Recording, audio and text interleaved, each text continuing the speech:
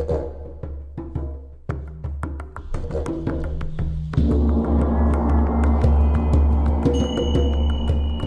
everyone, welcome to Expansion Cast. Expansion Cast is a magical podcast I created so people could find simple or unconventional solutions to expand their personal awareness and experience. This podcast is dedicated towards revealing people's divine truth and how that divine truth works its way out into the world, one by one, helping liberate each of us on our personal path to freedom. If you love this podcast, please give us a rating and share. Rene Bos, welcome to Expansion Cast. Thank you. And I'm excited for this conversation. It's I don't know what's going to happen here, but I got goosebumps thinking about it. Yeah, I'm super excited. So you've been doing a lot of work around shame, and since I invited you on, I've been thinking quite a bit off and on about shame and Mm, how I think shame is way more prevalent in so many areas of our life that we don't even realize. Like, I mean, in the cars we drive, in the way we dress, in the bedroom, in the kitchen, everywhere. I mean, raising our kids, and yeah, shame is just like, man, it's such a big thing. yeah, it's everywhere. It's Yeah. everywhere. Yeah. Yeah, it's really interesting. I've been dealing with shame myself, like from my younger years until my late 20s, and only until the last 4 years I got more aware of like, oh wow, that's shame, that's shame clinging onto me. And doing work on myself with all different modalities, I really got to figure out what it is, what that shame is, and also seeing it in other people. Like, hey, what's going on? And then this shame can, like you say, appear in so many different ways. The way you dress, or maybe an opinion that you have, or maybe something you experienced as a child, and you're like afraid to share that with the world because you think they're gonna reject you. There's so many different ways that shame can show up, and that's yeah. So, how would you describe shame? Just that word or that vibration of shame? Yeah, for me, it's like disowning a part of yourself. It's like it's there, whether it's a feeling or something that you think of yourself in terms of physical body or emotions. It's there, you know that, but you don't feel safe to express that to the outside world. Even if it's like your parents or your wife or your husband or your brother, it doesn't feel safe to express that, and that's why Mm-hmm. you hide it. So you hide a part which is essentially it's essentially you, and that hiding, that's what I call shame. Mm-hmm. So, the source of that hiding comes from where? Mm. Well, many different things. Just to keep it in the now, there's social media everywhere. There's people who are showing up in a certain way. There's the normality of things.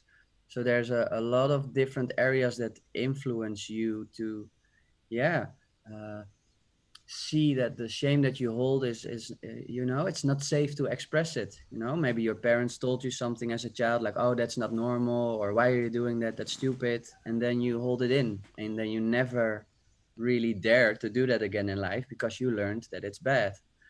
Mm-hmm.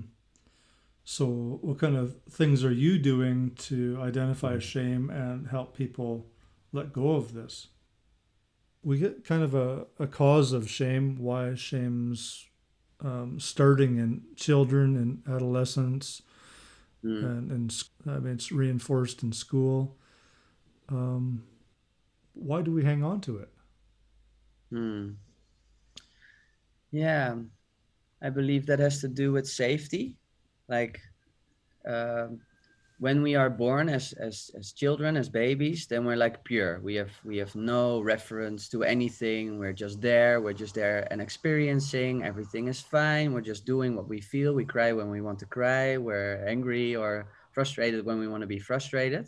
And then something happens, and that something is the outside world. The outside world tells you something, that it's not good to cry. Shh, you need to silence. It's okay now. Hide away your tears. Like, there's so many things that are telling you what to do instead of just being. The world is telling you what to do instead of you just, I'm sad, or I feel this, and I'm here to express it, and then it's gone. So So is it people are, yeah. so when the outside world tells somebody to silence a part of themselves, is that the external shame creating an inner shame, or what is that? How does that work? How would you explain that? Yeah, I think it's the the effect of the outside world telling you to like not express and to hold it in. That's Right. the creation of shame inside yourself. Like, oh, it's not okay to show my emotions to people who I'm with. It's not appropriate to use my voice and claim my space because I need to be calm. I don't need to like get all the attention. Right. And So, so yeah. that is, say I'm your dad right now and I'm Mm. saying, Renee, don't cry in this restaurant. Is that my shame telling you not to cry? Ah, that's an interesting one. Yeah, that could be. And then what you do is you pass on your shame to me as Yeah. your son because you say it's not okay to cry because probably when you were a child, you were not allowed to cry. So then you just pass on the gift. It's not really a gift, but pass on the gift of shame. Yeah, Yeah. because that's your value, that's your truth. Yeah. Yeah. So how do we break it? How do we break that cycle? Hmm. What worked for me is that I completely like, and that took time, but I completely disconnected from the normality, like what I was taught as a child, what I was brought up with, what I was taught in school, you know, all the experiences that you have, to completely disconnect and like start over again. Like if you feel something, breathe and take a few seconds and don't react, not like, oh, I have to hide it. No, you know, this is coming from me. I need to cry, I need to be angry. Okay, I'm gonna be angry right now. So just allowing that space to be there, and it's gonna take a lot of time. I had a lot of like shame around lying. I was the best liar, or I wasn't the best liar, but I used to lie a lot. People would always see it when I was lying. Even when I tried it, they saw it. But I always tried it to make it look better. Mm-hmm. And uh, that's also a form of shame because I wasn't like I didn't feel strong enough or safe enough to express my truth. So I made it into a lie to comfort someone or to make them like me because if I say something they like, then they probably like me. So I kept away or stayed away from the truth. Mm-hmm. And how I dissolved through that was just step by step, stepping away from lying and just oh shit, even like in the beginning where I would still lie but be more aware of it, like fuck, I lied. And then I would like come back to it like maybe a day after, like, hey, yesterday we had this conversation and I said something which wasn't true. And that took a day, and then I did it in like 12 hours and 10 hours, an hour, 5 minutes, up until the point where I felt it like, oh, I really feel like saying something which is not true. No, Mm-hmm. I'm going to tell the truth. And that's how I like reverse engineered my pattern there.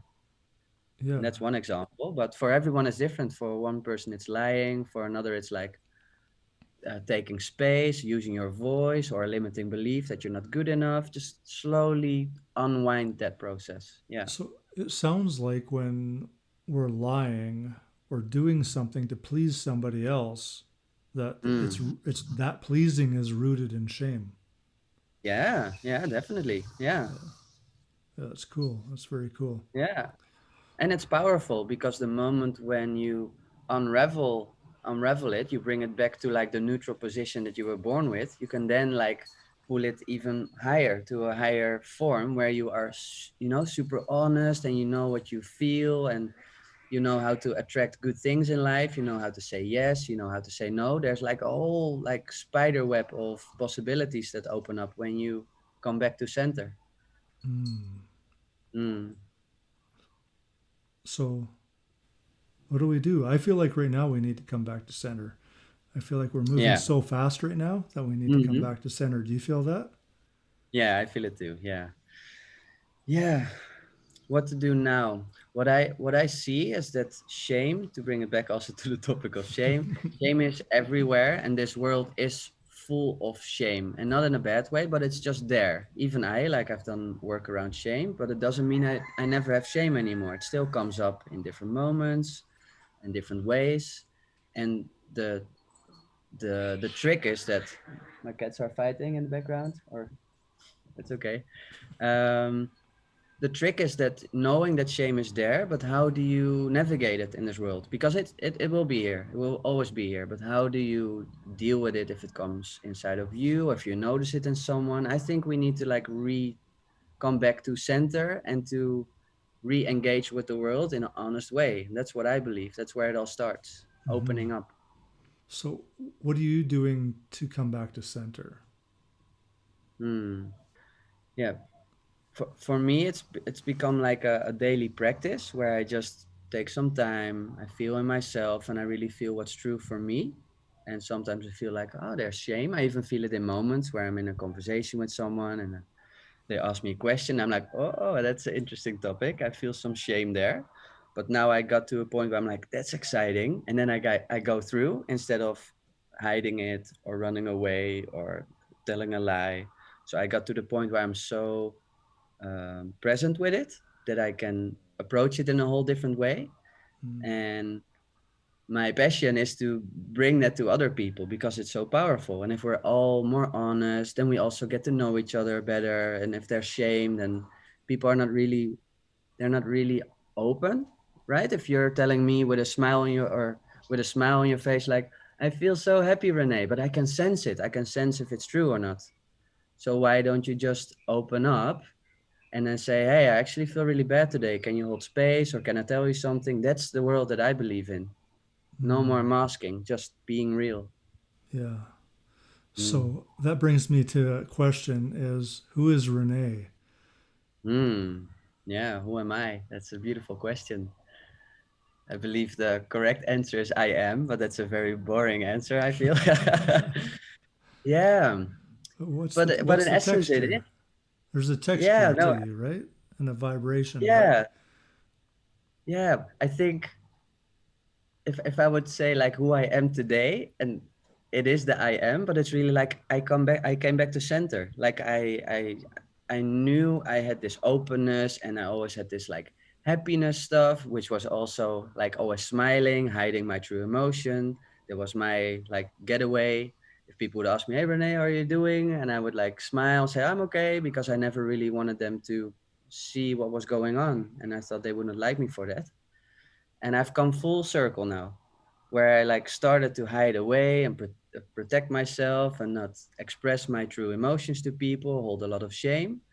I came back to who I am, to a point where I can really love myself for the way I look, the way I act, the way I speak, the way I appear in the world. So I'm just me, and it's so simple. I'm just me, but it took me some years to come there, and it's really weird. But I'm back to where I was. I'm just being me. Yeah. So what's it like to be you? It's amazing. I love it. Yeah, I'm really, really happy. I'm so proud of all the steps that I took to come back into my center. And I'm so happy with that result. I live in Bali right now with my beautiful partner. We moved in together in a beautiful home. We're both doing our businesses online. We have so much freedom. I never wake up with an alarm clock anymore. I just wake up when I feel like it. I have a Mm. swim, I meditate, and then like my day starts. It's a dream come true. I never would have ever dreamed about this. I never thought this was possible. Uh, you know, Yeah.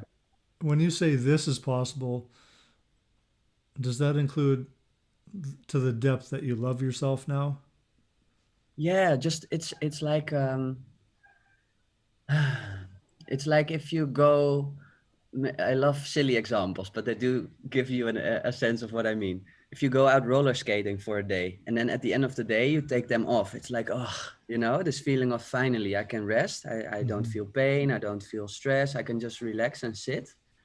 That's how it feels in my body now. Like no more shame, just love for myself, love my beauty, love my qualities. And, I also have days where I wake up and I'm like, I don't know what today is going to bring, but I feel like shit. I have that too. And just allow space for that.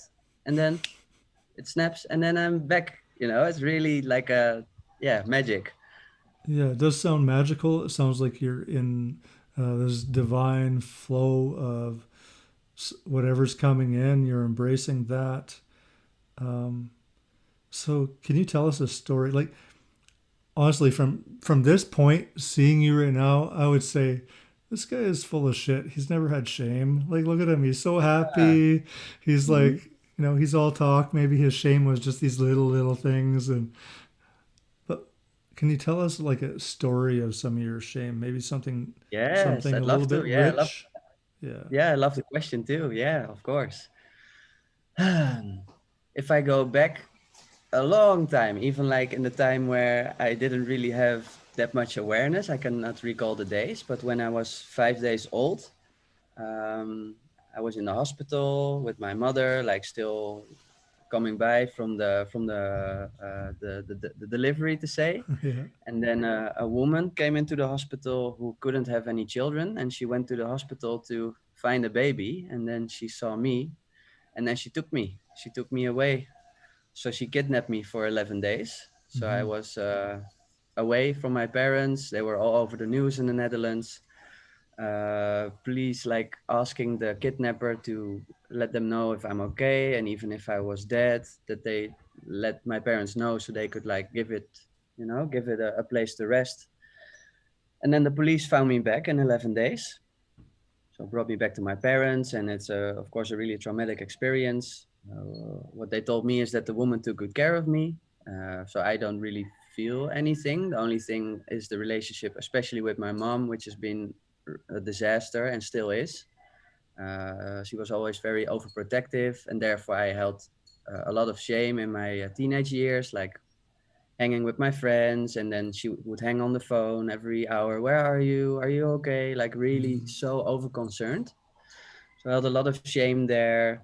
I had so many fights with her. She was always like trying to control and manipulate even things in my life that really drove me so like to an it drove me nuts, and it drove me to a point where I felt like in a cage, and I just felt like, oh, I have to ask my mommy everything that I needed to do, even like in my 20 or my 90th Mm-hmm. year. So I ran away from home, ran away. I just put all my stuff in a truck and left. And then I slept in the office of my work and really, I don't know, like trying to break free. I watched a lot of porn back then. I was really addicted to it, watched it every day. I masturbated 3, 4 times a day just to feel better or looking for something to like release the stress.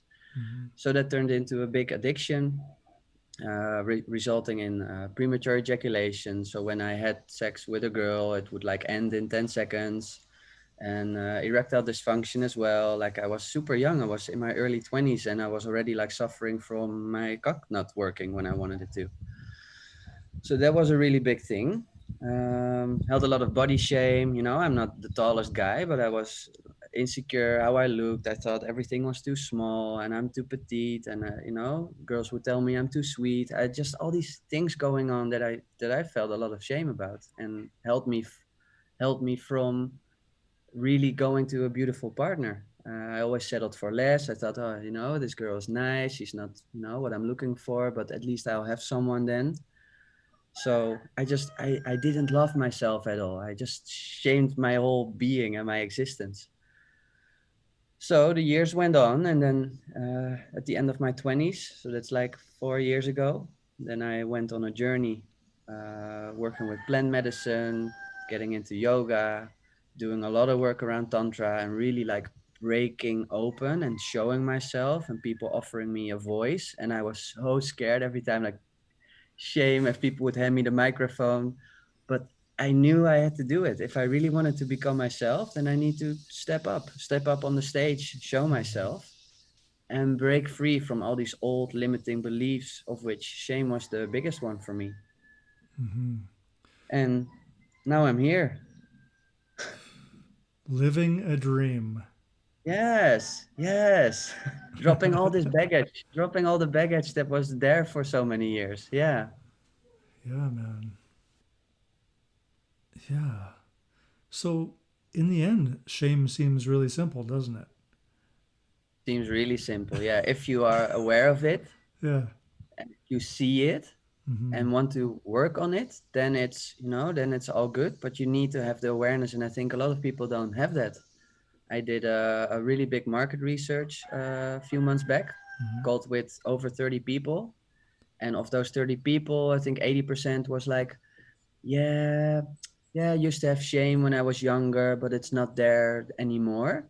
And then when I started asking them more about the things in their life and how things were going, there was shame, but they just called it like being uncomfortable or feeling fear about something or just not wanting to express something to someone because they're like, oh, it doesn't really matter. But it's all it's the underlying shame, but it's sugar coated in something else. So Hmm. it's a difficult topic because people are mostly not even aware of it.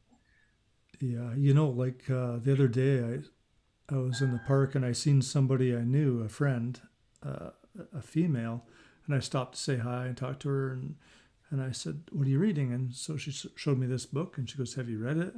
And for some reason, I was like, instantly, I said, "Yeah, I've read that. I've read it." And I was like, "Why did I just say that?"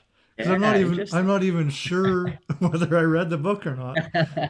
And I'm like, Yeah. so I'm sitting there like pondering the root of me saying yes. And, and I was like, did I lie? Have I read this? I know I have it at home, but I don't remember reading it. So what the heck? And I'm like, am I trying to please this woman? Like, is that what's happening? Would I find shame if hadn't read it? I'm not sure what was going on. Interesting one. Yeah. I even Yeah. came home and picked up the book and opened some pages to like try and read and see if I could jog my memory to see if I had read it. I don't think I had. Yeah. Interesting. Yeah. Yeah, definitely. I hear like a pleaser there, just hoping like if you tell them that you read their book, that they will feel good. It comes from a good space. You just would like someone to have a good feeling, like, oh, they read my book. That's amazing, right? Yeah, But yeah, in essence, it is like saying something which is not true to get a certain effect. Yeah. yeah. Yeah, I used saying to do so. that a lot too. And it Mm. was so upsetting, right? And I was just like, I'm like, oh, am I really gonna do shit like that now? Well, what would be an interesting experiment for you maybe is to reach back to the woman and explain the situation and just see what happens. The funny thing is the next day when I went to the park, she was there again, and I stopped and I said, you know what? I said, I looked at the book, and you know what? I don't think I've actually read it. I said, so I Beautiful. lied. So I actually lied to you, and it didn't really do anything. It's just like, oh well. But Beautiful. for Yeah, but for it's me, good. it was good. Yeah, for you it was a big step to like come back to into your truth basically, even if it's just a small step. Yeah, Yeah, yeah, beautiful. yeah. It's a beautiful space to be, where we can notice these little things that come out, that pop out, that try and take us away from our, maybe it's truth, but maybe Yeah. it's, you know, for me, I look at my core wound and I see when I do things like that, I'm basically doing things that basically hurt my core wound or Mm. keep it alive. So Yes. Yeah. Yeah, truth is one thing. Authenticity maybe even like, are you mhm. willing to say, oh yeah, I read your book but I really didn't like it, right? For example, Yeah. which doesn't say anything about them, but you are Mm-hmm. owning like what it was for you, right? Mm-hmm. And if they take it as an insult or it hurts them, then that's also part for them to work on, because you're not saying, I think you write shit books. No, you tell them like, I read your book but I didn't like it, Mm-hmm. right? Yeah. So that's interesting, like needle there to like feel like, oh, what is my truth, without saying that, sharing your opinion about someone else, but just sharing your own opinion. What did it meant for you? Yeah. Yeah. Well, do you think we sugarcoat sometimes by using words like, your book didn't resonate with me? Or, Yeah, definitely. instead Yeah. of, I didn't like it, because when we say, I don't like your book, feels like I'm insulting you. But if I say, it didn't resonate with me, there's kind of like this, it's all good. Yeah, I was putting a big definitely. rainbow over my statement. Yes, very true. Yeah, we sugarcoat because we're either afraid of their response, or maybe we don't want to like hurt them, we want to protect them, or we want to stay out of conflict. There's like many different ways or reasons to sugarcoat something and not be Mm-hmm. radically honest. But if you think about it, if you go back also what I just shared about sharing for the book, for example, you would like share like, oh, I really didn't like it. And then it also gives them the opportunity to ask you like, oh, what didn't you like about it? And you can provide feedback so they can make it better. So then you create a conversation instead of, oh yeah, it didn't really resonate with me, and then it just stops. Yeah, or maybe the next book is going to reach into your demographic, you know? Yes, definitely. Yeah, Yeah. there's so Like, many oh, you didn't like it. Oh, opportunities. maybe something for you, or maybe a different age, audience, or something that's more resonating with you. Yeah, yeah, Yeah, definitely. Mm. yeah. So where are you going from here? Where am I going from here? Right now, I'm putting a lot of time and effort in an online. It's basically an online coaching program. It's a group program for people that know that they have shame or have the awareness or the desire to work with their shame, and then pull them through a 7 week program with a group, with me, facilitating and teaching, and then completely transforming their relationship to shame, like I have, dropping the shame that they have, and then moving forward with this. I can be me. I don't have to be ashamed anymore. Mm-hmm, mm-hmm. So this is something you've been working towards, it feels like your entire life. Yeah, yeah, definitely. Yeah, Does it feel I like never it's your, really. Yeah, it never really like.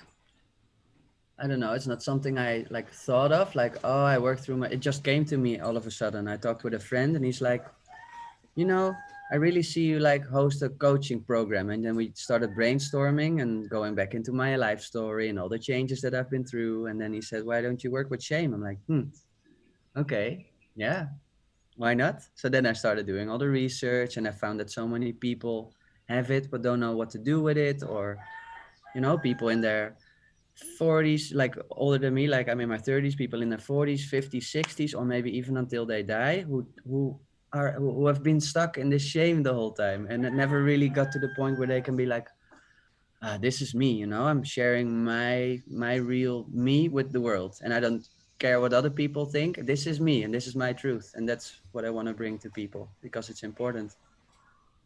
you know who has no shame? That rooster in the background. That guy's Mm. radiant and he's Yes, I proud. know. Yeah, he doesn't care. Yeah, I don't even notice anymore. He's been here longer than me. Yeah. yeah, it sounds beautiful. I'm just so happy I hear a rooster in the background. I've been craving that. Mm. Oh. Um, Mm. so when we push beyond shame, what's the award? Like what's this piece that we get? Mm. You mean what is the reward for like working on our shame so it's not really controlling our life anymore? Yeah. For me, what I see is that we we are all superhumans. We all are, and we all have a great voice, great ideas. We have our passion, our goals, all the things that we dream about and what we want to achieve in life. And shame is like a big blanket that's thrown over it, and sometimes you stick a few needles through and you see the light, but if you remove the whole blanket, then there's nothing that can stop you from being a super famous photographer or a musician, or you go on stage and you sing for a really big audience, or the limits that you believe, limiting beliefs, they usually also come from shame, like I'm not good enough or I'm not beautiful enough. If you take all those layers away, and maybe even a good question to ask yourself, what if there would be what if there would be no way or no chance that you could fail on something that you really want? If there would be zero chance of failure, what would you do? And then come up with this thing like, oh, I really want to be a really famous photographer, or I want to have my own island anything. And then think about shame, like, is there a limiting belief there that shows you that you're not good enough, or it's not for you? I need to be a millionaire to get this, and that's for the people that come from rich families, or all these little thoughts. Hmm. They're all formed of they're all coming from the shame piece. So if you take the shame piece away, then there's nothing that can stop you. You're just being you, and you're showing your skills to the world. So are you saying that all forms of limitation are rooted in shame? Hmm. It's a big statement. It's a big statement. Yeah, I don't think all, but I think shame is, if there will be a, okay, if there would be a top 10 of limiters, then shame will be in the top three. Mm-hmm. Yeah, like fear, really being fear I think might be even a stronger emotion, but I think shame is more common in the nowadays society. Yeah, sorry for the fighting cats in the back. That's good. Makes it a very alive podcast. Yeah. Yeah, Very much in the flow. Yeah, that's good. yeah. Cool. So, what is it about shame that causes people to avoid it with so much, Mm. with all their effort, like all their power, they will just avoid dealing with shame. Yeah, yeah. I think it's the exposure. If you like express what holds shame, or maybe even expressing your shame holds so much exposure, like you're really like showing what's up for you, right? You drop all your shields, all the things that you carry, you all drop them, and you're like basically naked in front of someone. Like And vulnerability. yeah, that's the biggest form of vulnerability, and I think that's super scary for most people. Being Mm-hmm. vulnerable, like, hey, I really feel sad about this, or hey, I even go to people sometimes like, hey, you're doing this thing, or I see you do this, and it brings up an emotion, like really making it into a conversation and like resolving it or learning from it. And I think it's really scary for people to be vulnerable. I think that's the reason why shame is there, because people are scared to be vulnerable. So, after your shame, what's your sex life like now?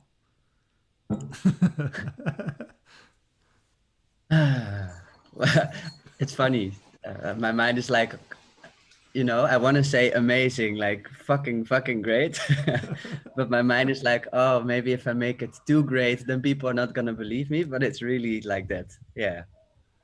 Yeah. It's like I said in the beginning, like my body shame was there. I was very like insecure about the size of my cock when I was younger. I didn't go to shower with the guys at the soccer team because I didn't want them to see me, because I thought something was wrong.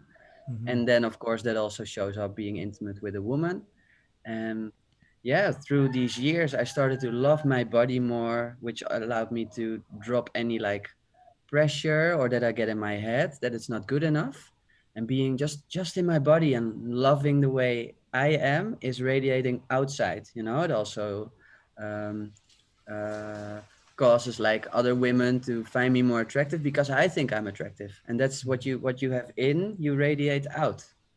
So yeah, to come back to the sex question, yes, like I can make love for hours now, like without coming, and that's something that is completely 180 degrees from where I was like 4 years ago. Yeah. Yeah, so I've read some stuff about that, and it seems like there's some truth that anxiety is the biggest culprit in premature ejaculation. Is that true? Mm. Anxiety is like being really stressed, right? I'm not a Yeah, native English speaker, but yeah, yeah, yeah. yeah. Yeah, yeah, yeah, I believe so. Yeah, stress, because stress is like tensing up your body. You're not relaxing your body at all. Mm-hmm. Being in the mind, being in your head, like thinking about the groceries that you need to do or whatever, or thinking of what needs to happen if you make love, thinking about what needs to happen next, and you're in your head, and then you're not in your body. I think that's the most important thing there, to really be in your body. Mm-hmm. Yeah. So just moving with the space and time and the body is without Yeah. any need to perform a certain way, Yeah, or yeah, or show need up. to be a certain way. Yes, Yeah, exactly. Yeah, or because that's what shame does, right? You get in your head like, oh, what if they think I have a big butt, or oh, what if they think that my legs are too small, or mm-hmm. then you're in your head. So shame is also affecting this piece really big. Yeah. So what do you tell other men that think they're too small now? Hmm. I think for that piece, what you need is a supportive container, like people that are there willing to hold space for you, that are willing to like, yeah, hear what you feel. Like I think the first step is acknowledging, like, hey, I feel this, hey, I feel that I have a small cock or whatever, and just owning that, like, I do feel that. That's Mm-hmm. the first step, and then moving through, having a supportive container with other men that either have been on the same journey or in the same journey or came out of it already, and just have this understanding like, yeah, I was there too. It's normal, or there's, it's okay to feel that. We Mm-hmm. all had that. Or it's coming from porn, or comparing yourself to others while you are just you and there's nothing wrong with you. Mm-hmm. So size has nothing to do with how well you perform. Oh, definitely. Yeah. It's all again like being in the body. The moment you're in your body and you love yourself the way you are, then everything will work. Just a just a little sidestep in terms of like, does size matter? Um, the moment you enter the vagina of a woman, even if you're flaccid, I think you call it, like not erect, Yeah, yeah. then and you're fully relaxed and in your body, not in your head, then things will happen. The inside of the yoni or the vagina will grow on the inside, will move towards the cock, and the cock moves closer to the yoni. So it doesn't really matter if you're big or small. Mm-hmm. Things are happening on the inside. It's just like a magnetic field. Yeah, So there's no need to have to think that the size does matter, because it doesn't. yeah. I was just going to reiterate a little bit about that because I have read that a couple who stays together and aware of their sexual energies and they move together really well, the sizes start to mesh together. Yes, So the definitely. vagina and the cock, yeah, they do mesh together. Yeah, it's like an energetic pull on the inside that automatically happens. So the size doesn't really matter. It's going to fit like perfectly, because yeah, you're in your body, and the genitals do their thing basically, Mm-hmm. which is magical. I never knew that, but yeah, that happens. Yeah, Yeah, that's a big secret. I don't know why that it's one's a very kept. big secret. I Yeah, know. Yeah. yeah. That's awesome. No, I'm also thinking like, yeah, I would love for this podcast to reach a lot of people, just to sit with it. Like, oh, what am I ashamed of? Is there anything that I'm holding on to? And is there anything that I would like to let go of, regardless of, I cannot let this go. It's been with me too long. You can, everything that is there, you can work on. Doesn't matter if it's there for 20, 40, or 5 years or a day. Mm-hmm. To just sit with that. The Yeah. interesting thing is like shame always seems to come back to sex, but I tell you, I was doing surrender experiment and the way things happen, I end up driving this 20-year-old car, this Pontiac, Mm. and I had shame driving it at first. I'd pull into shopping parking lots and I'd like kind of find myself looking around to see if anybody noticed me driving this really old clunker car. And Mm. I was like, yeah, I need to get over this. I need to figure out why, not even why, but just move through it. Like I'm going to drive this car until the shame is gone, until I'm not Mm. embarrassed to be seen in this car. And Yeah. uh, and then it came to me, it was like I would have women judge me for driving that car too. It's like looking Mm. at me, oh, you're not must not be worthy, blah blah blah blah blah.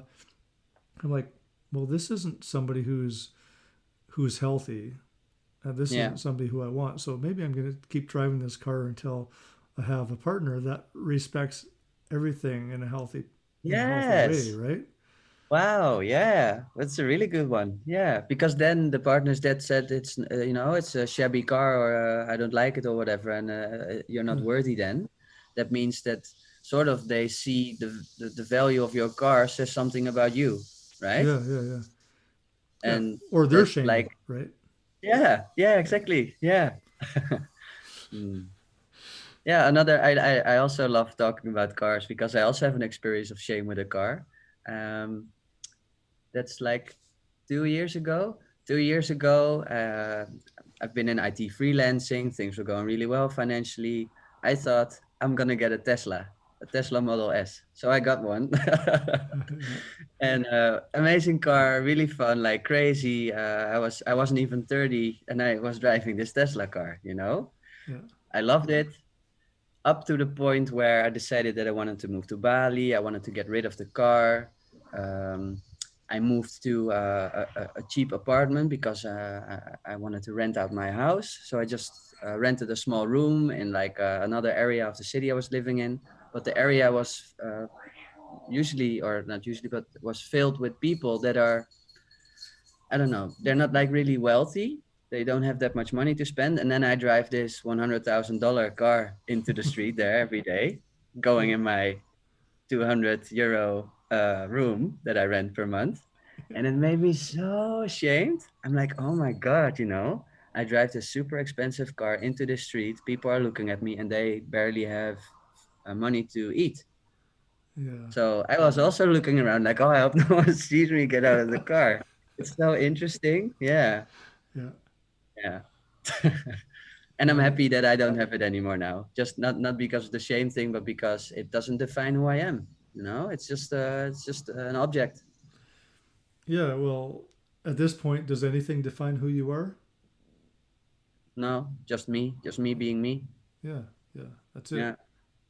Yeah. That's fucking beautiful. It's freeing. I don't need it. I did an exercise the other day that request or like asked me to write down things that I really want to have, even if I would have $100 million in the bank. What are the things that I would want to have? I spent 30 minutes.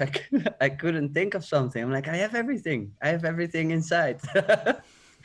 Yeah, Yeah. That's really awesome. interesting. That's Mm. awesome. That's interesting about the cars. Hey, I like that story. How we had exact opposite cars, but we still had the same Yeah, feeling. yeah, it's Yeah. interesting, huh? Mm. Yeah. So you still have your house, Yes, and yeah, it's in the been rented Netherlands. out. Yeah. You haven't been kicked out of Bali. Have you? Has anybody Oh, tried? well, no, most people left here. Like, there's nearly no tourists left, and in Ubud where I live, it's really quiet, which I like. There's no traffic jams anymore. There's rarely people on the street. Hmm. But yeah, we're still here. So yeah, we're happy here. Any events happening? Any like? Mm, no, not really. I hear ecstatic dance has been like off, of course, for like a long time now, but it's starting up a little bit. But there's not that many people here to attend. Most people also move to the coast, to Canggu and Uluwatu. So it's just really quiet here in Ubud. Hmm. So you get to focus on work, and you get to focus on you and your Yeah, and partner. resting. Yes, yeah. Yeah. How's that been? How's the resting been? Very, very necessary. Yeah, yeah. I even see a challenge in it sometimes. Like my mind wanting me to keep me busy. I need to do more work. I need to be behind my computer and do stuff and come up with to-do lists. And I really need to sometimes say, no, Renee, now you're gonna rest. Mm-hmm. And then I'm trying to rest, and then my mind starts. So it's a really good exercise, resting and just doing nothing and not getting your tablet and watch something, or just doing nothing and just sitting or laying, or yeah. Yeah, we, it's like a we, we grand don't we don't we meditation. don't get enough of that, I think, all of us in this society. Yeah, we're starting to. I think we're going to make it happen though. Like as Well, soon that's, I as think, a good thing about the coronavirus is people are like at home and working remote and being more flexible with their time, and I think that also has its good things. Yeah. hmm hmm yeah, so and it also allows us to be quiet and recenter and be aware of the shame and the stories that are Yeah. limiting our ability to be centered. Yeah. Yeah, I agree. Yeah. Mm. So, do you have any exercises you do to center yourself? Yeah, every morning, like I said, if I wake up, the first thing I do is I have a few laps in the pool Yeah. just to use my body, and it's cool. It's cold water in the morning, so I'm like completely awake to wake up my body. And then when I come out, I do meditation, maybe 10, not super long, 10, 15 minutes. Have a shower, have some breakfast, and then by that time it's like 11 a.m. and then my day starts. So I like really slowly, yeah, prepare my body for the day. Mm-hmm. That works really well. Yeah. What happens if you miss a step? What happens if you miss something in that? Mm, yeah, I tend to be more stressed during the day, more in my head, like feeling rushed, like, oh, I need to finish this, I need to work on that. And if I have a Mm-hmm. slower start, then the whole day is more relaxed. Yeah. Nice. Well, that's kind of what I've been doing too, um, which has been really nice.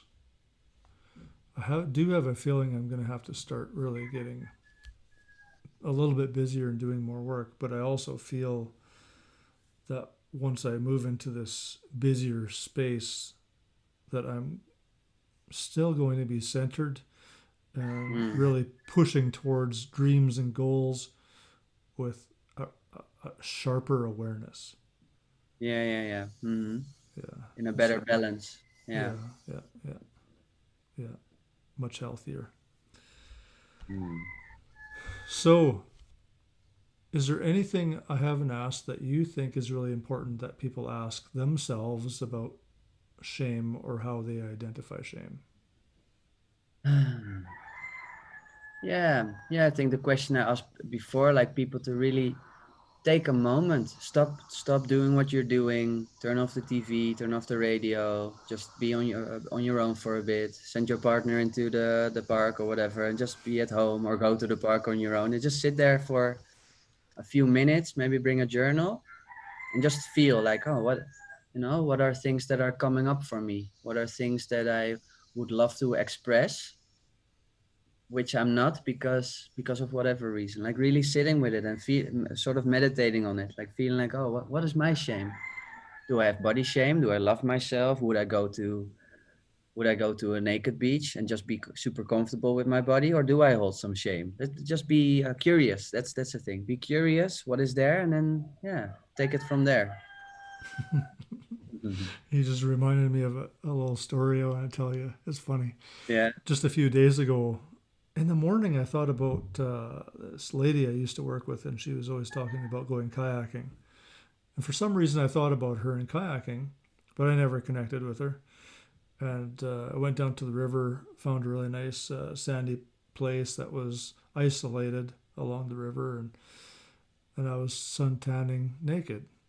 And I'm Mhm. just sitting there naked, and there's a little bit of noise from the water flowing over some rocks in front of me. So, and all of a sudden, like I'm reading a book, and I look up and I see these two kayakers right in front of me looking at me. And normally I like cover up when somebody's coming close just to be, modest or whatever, not to trigger them, because for me it doesn't bother me.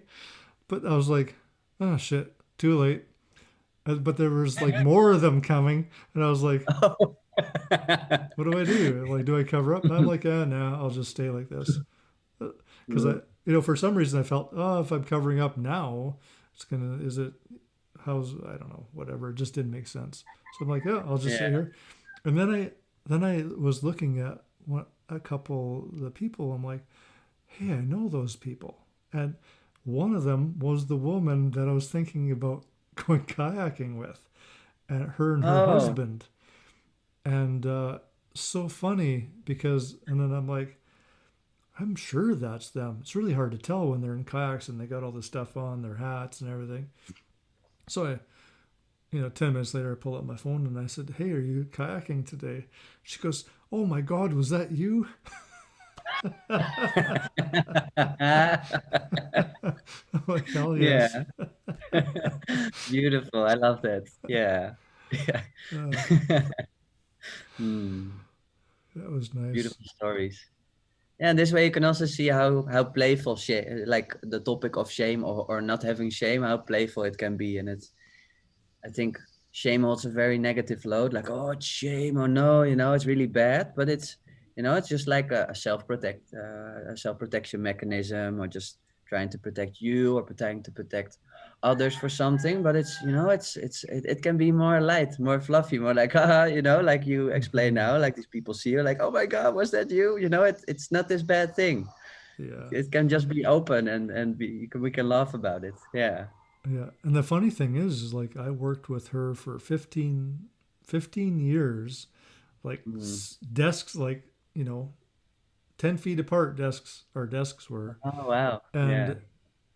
so it was very interesting because as soon as I found out it was her, it was like, I could feel something wanting to come up. Like, oh my God, here I Mm. was, like naked on a beach, illegally, my cock hanging out, Yeah. and these people that I know for years and in a work environment saw me Yeah. naked. So I'm like, I could feel the shame trying to come in, Yeah. and I'm like, no, I don't Yeah. need you. I don't need the safety of shame. Yeah. It's just you being you, and you're Yeah, just doing what you love to do, and they witness you in that, and I think they can only appreciate you for that. yeah, yeah, yeah. Yeah. I definitely can't wait to go visit them. Mm. It's a good reminder then. Yeah. So any wild stories for you? Any big edges you've pushed lately? Mm. Well, that's a thing. I kind of made a sport out of pushing edges and Yeah. like getting out of comfort and doing scary things. I'm just thinking if there's like a big win or a big thing that happened like recently.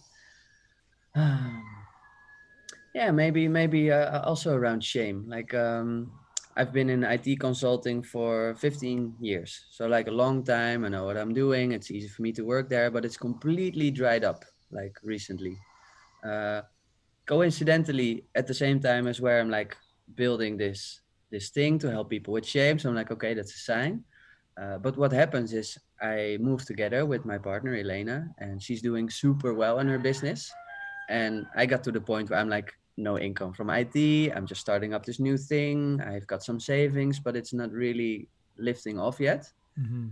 Um, so the situation arose where, I'm like, okay, I'm not making any money, and we still need to pay the bills here. Then we got to the point where she offered me like, I got your back, like I had her back 1 year ago when she was starting her business. But I felt so much shame to like accept that and to say like, okay, you got my back, and really relax into that, being the man and then being held by your woman. That held a lot of shame for me. I don't know why, if it's just a thing for men, I can take care of myself. I don't need a woman to take care of me, like this old belief.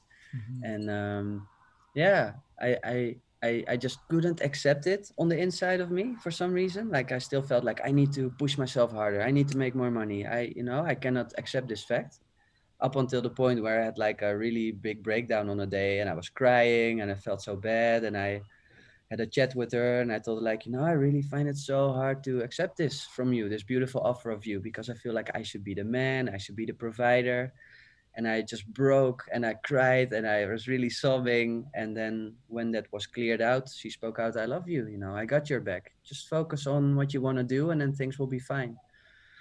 And then that shifted. But if I would have kept it in and had the shame, then I would really like, I would be nowhere. I would be super stressed and sad and frustrated, and that's not necessary anymore. Mm-hmm. It was a big thing recently.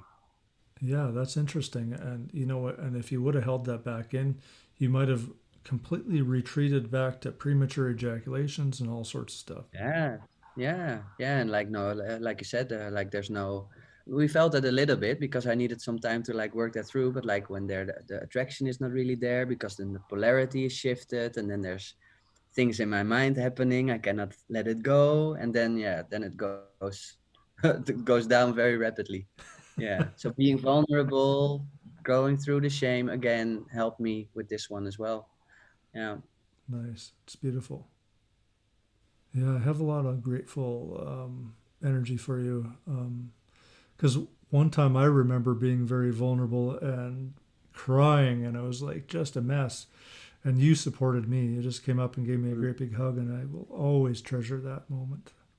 Thank you. Yeah, I remember that. Yeah. Hmm. Yeah, we're all here to support each other. We're all, we're not here to put each other down, or, just tell each Hmm. other that we're stupid or ugly or bad or not good enough. We're all here to help each other. And that's the only way to bring this whole planet, society, people, energies, everyone who's here, to bring it up instead of staying level or going down. Yeah, let's just Hmm. open up everyone and love Yeah, each other. yeah. Mm. No blame, no shame, just love Yeah, yeah, and support. yes. Yeah, beautiful.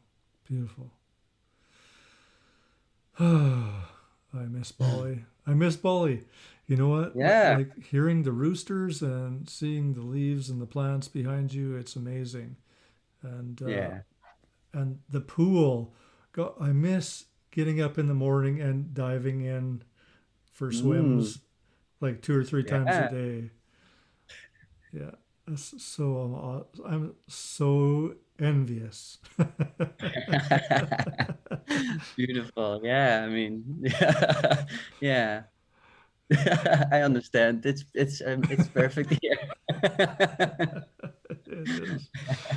Uh, Mm, yeah, I don't think we have much more to say except for Renee. How do people get a hold of you? Like, I really want to see people stepping up, using your mm, program, using your coaching, because you know what you're talking about. You're centered. You're there. You're here. You're you're an amazing piece of existence that can help people, mm, yeah, thank you. come into a real true heart centered love for themselves and move in that place. Yeah, yeah, I would love to share that with people. Yeah, I created a website. It's called Mm-hmm. wintheshamegame.com. And that's where I put like information about the course and for people to reach out to me. And yeah, I'm still taking on people for the next group. So depending on when this podcast is going to be published, people can go to the site, reach out to me, and then have a call to see with what, the thing they want to work on or the type of shame or what they're holding, if my program can benefit them. So that would be beautiful. Mm-hmm. Mm-hmm. So a lot of people don't even know that they're holding shame, and so if they have any type of problems in life or anything in general, do you think this is a program they could use without even knowing they have shame? Yeah, I have like in one of the modules that I have in the program, it's called your shame identity, and just Yeah. really help people if they're not super aware, like, okay, this is like what's holding on to you, either if it's physical, like for men, shame around their cock, for women, around their breasts if they're not big enough, or there's some other body shame there, or if it's inside, energetically, abuse as a child, or like a skin disease. I talked with so many different people, and I'm helping them to figure out like what is my shame identity, and that's what we're gonna work with. Yeah, Sweet, sweet. if people have a little bit of a sense that there's something like insecurity, or that they feel like they can't be completely honest, or they're trying to pretend to be someone else, like during the day, like daily, then yeah, then I would love to talk to them, because then there's probably shame going on. Mm-hmm. Yeah, perfect. That's exactly what I wanted to hear. So thank Mm. you for the call. It's gone by fast. Um, yeah, so fast. Yeah, thanks for inviting me, Roger. This podcast is Expansion Cast. Thank you for listening. If it's in your ability to support this podcast, you can do so at patreon.com/expansioncast.